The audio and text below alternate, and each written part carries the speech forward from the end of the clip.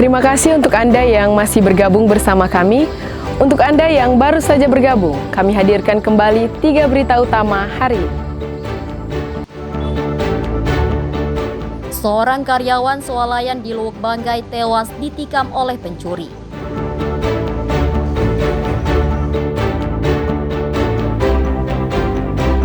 Sebuah kapal penumpang rute Luwuk Banggai Laut terbakar saat bersandar di Pelabuhan Luwuk.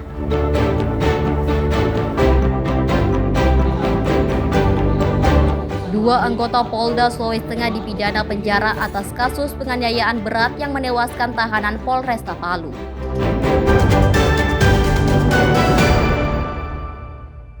Tersebut di atas telah terbukti secara sah dan meyakinkan bersalah melakukan tindak pidana sengaja memberi kesempatan untuk melukai berat orang lain mengakibatkan kematian sebagaimana dalam dakwaan kedua penuntut umum.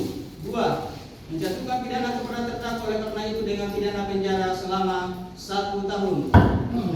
Dua personel Polda Sulawesi Tengah divonis pidana penjara oleh Majelis Hakim Pengadilan Negeri Kelas 1 Palu. Maulana Rizky Ramadhani divonis pidana 1 tahun penjara, sedangkan rekannya Konstantino divonis 6 tahun penjara.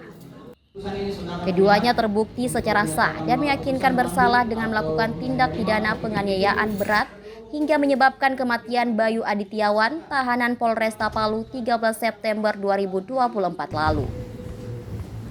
Vonis majelis hakim yang diketuai Denny Lipu tersebut jauh lebih ringan dibandingkan tuntutan jaksa penuntut umum yang menuntut terdakwa 4 tahun penjara kepada Maulana Rizky Ramadhani dan 8 tahun penjara kepada Konstantino.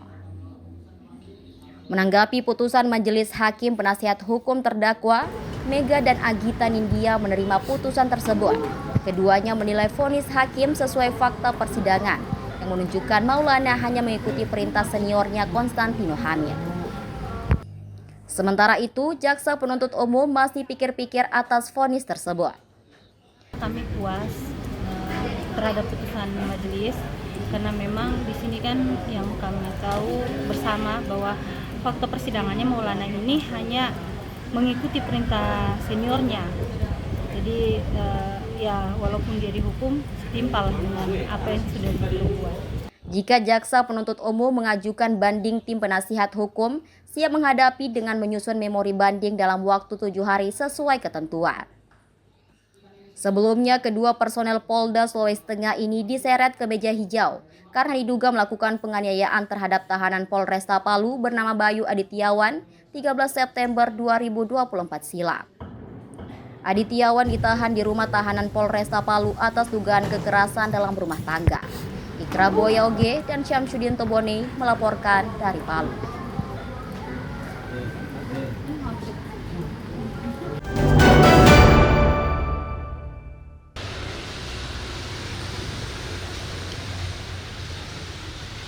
Perkembangan media sosial yang kian pesat membuat arus informasi bergerak tanpa batas. Di balik kemudahannya, ruang digital menjadi tempat suburnya hoaks, disinformasi dan ujaran kebencian yang kerap kali memicu kekisruhan. Kondisi ini menjadi tantangan serius di tengah tingginya aktivitas masyarakat di dunia maya. Tanpa literasi yang cukup, pengguna media sosial rawan terprovokasi dan ikut menyebarkan informasi yang belum terverifikasi.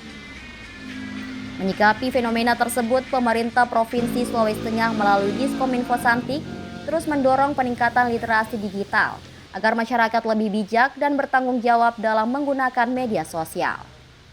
Sukseskan terkait dengan 4 pilar atau 4 indikator terkait dengan literasi digital. Yang kita ketahui literasi digital sendiri itu 4 indikatornya adalah digital safety, ya, digital skill, digital kultur, dan digital etis.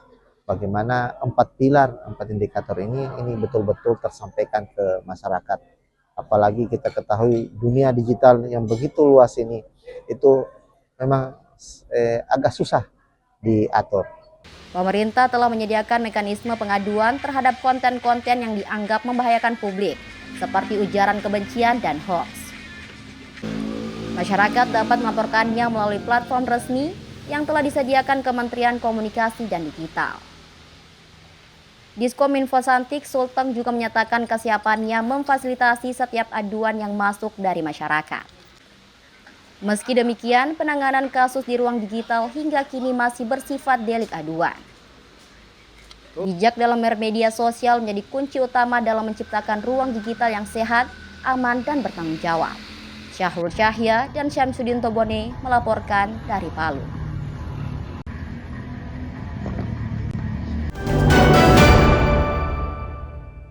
Kita buka bersama-sama. 3, 2, 1. Ratusan pelaku usaha mikro kecil dan menengah atau UMKM di Kabupaten Banggai, Sulawesi Tengah memamerkan aneka produk lokal.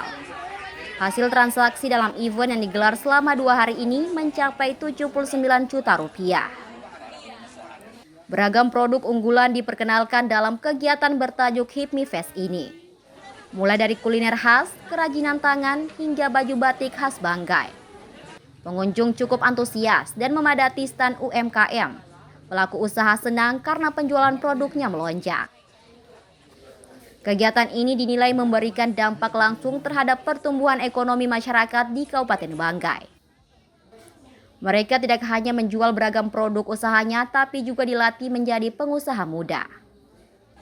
Berbagai ilmu kewirausahaan diterima mulai dari memulai bisnis hingga strategi dalam berwirausaha. HIPMI dengan adanya diadakannya pameran melibatkan UMKM sangat baik bagi kami selaku pelaku UMKM, sangat menunjang pendapatan kami. Pengurus Himpunan Pengusaha Muda Indonesia Sulawesi Tengah menyebut event tersebut bukan sekadar ajang promosi produk lokal, melainkan gerakan nyata dalam mendorong pertumbuhan ekonomi daerah. HIPMI berkomitmen menciptakan lebih banyak pengusaha muda dan membuka ruang bagi UMKM agar mampu bersaing di tengah pasar digital dan modern.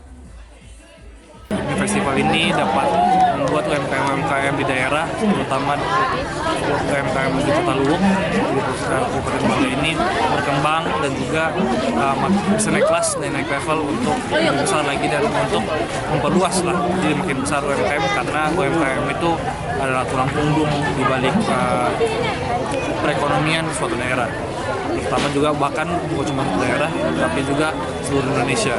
Pemerintah Kabupaten Banggai ikut berkomitmen penuh dalam mendukung pertumbuhan dunia usaha dan ekonomi kreatif melalui berbagai upaya, seperti peningkatan layanan usaha, digitalisasi UMKM, dan fasilitas pemasaran produk lokal. Sangat memberikan manfaat dalam rangka memberikan motivasi kepada para generasi muda tentu yang punya talenta di bidang dunia usaha, sehingga insya Allah diharapkan dengan kegiatan ini dapat memberikan dampak positif terhadap pertumbuhan ekonomi yang ada di Kabupaten Banggai. Event yang digelar di Kota Luwuk, Banggai ini diharapkan membantu pelaku UMKM dalam memperkenalkan produknya kepada masyarakat luas. Dampaknya akan memberikan pendapatan yang memadai bagi mereka. Julianus K. dan Syamsuddin Tobone melaporkan dari Banggai.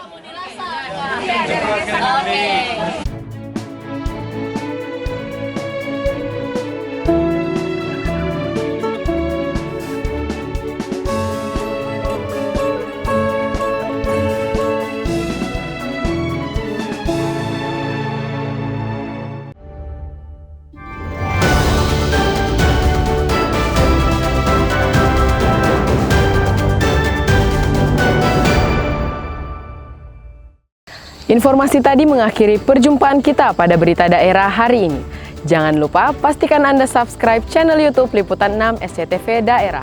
Atas nama rekan yang bertugas, saya Divya Ramadhani. Berterima kasih atas kebersamaan Anda. Selamat beraktivitas, sampai jumpa. Songgom Puasi Tabe.